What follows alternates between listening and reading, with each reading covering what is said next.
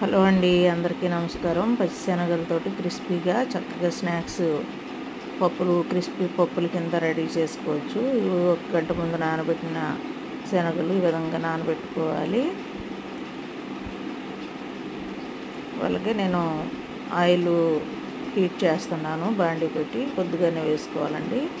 ఇదిగోండి, ఈ విధంగా ఆయిల్లో వేసేసుకుని చక్కగా కలుపుకుంటూ ఉండాలి, నెమ్మదిగా మాడకుండా. చూడండి, అవి వేగుతున్నప్పుడు ఒక్కొక్కటి పైకి వచ్చేస్తూ ఉంటాయి,